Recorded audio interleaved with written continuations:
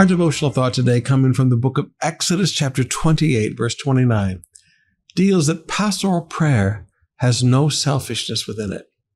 Now, in our context here in Exodus 28, Moses was to make a breastplate that would go over the chest of Aaron, and it had on it 12 stones with each of the 12 tribes of Israel.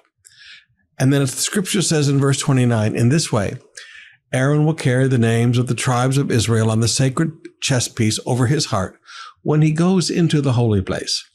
This will be a continual reminder that he represents the people when he comes before the Lord.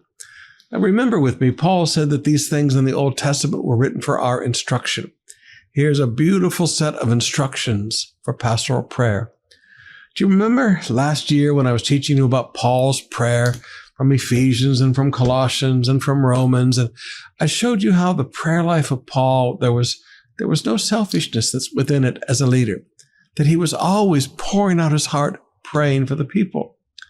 Now, every time Aaron came into the presence of God, he was to carry with him the knowledge right over his heart that I'm here to represent the 12 tribes.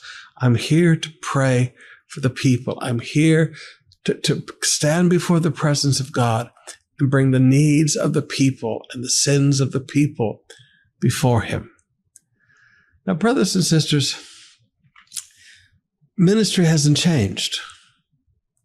As pastors, as parents, as Go Group leaders, as fellowship executives, as children's church workers, whatever position of leadership you are in, coming into the presence of God is not a place of selfishness.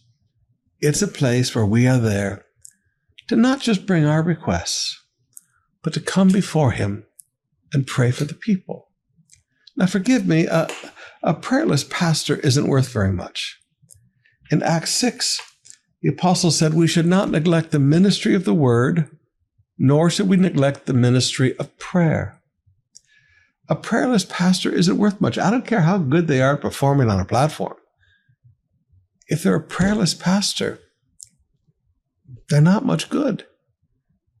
Now, all of us as leaders need to understand, maybe the greatest thing that we can do is to pray for the people. Now, I learned my prayer life from my grandpa, but I will tell you, during 2 years of lockdown, when we could not visit you in the home, and for large seasons we couldn't even have services, I found myself unable to touch you, unable to lay hands on you, unable to give the guys a big pat on the back, unable to smile and laugh with the young people. But I found that I was still able to pray for you. And I remember one day saying, God, all I can do is pray for the people, and I feel so helpless. All I can do is pray. And when it hit me, all I can do? Grave. That's maybe the greatest thing that I can do.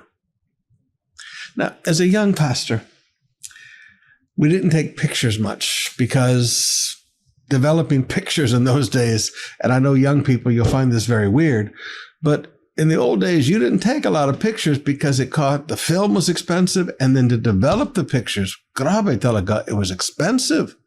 You didn't take a lot of pictures. Now, we take 100 pictures just by because it's all digital. But even from the early days, I would have a list of the members that I would write down and pray for each of the people. Later, I'd be writing down the list of the Connect Group leaders and praying for the people. Later, I was writing down the list of the ECS and the CS to be praying for the people.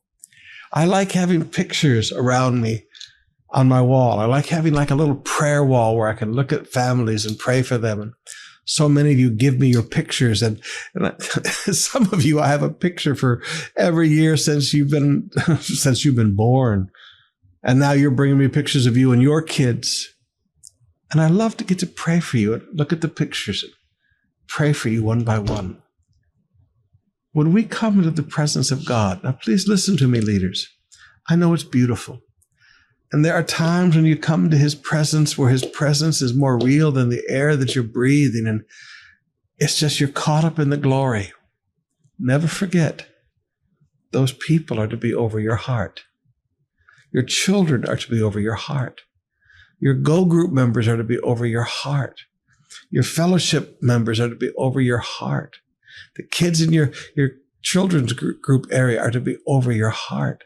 Those ushers under your bay are to be over your heart. And bring the needs of the people before the Father.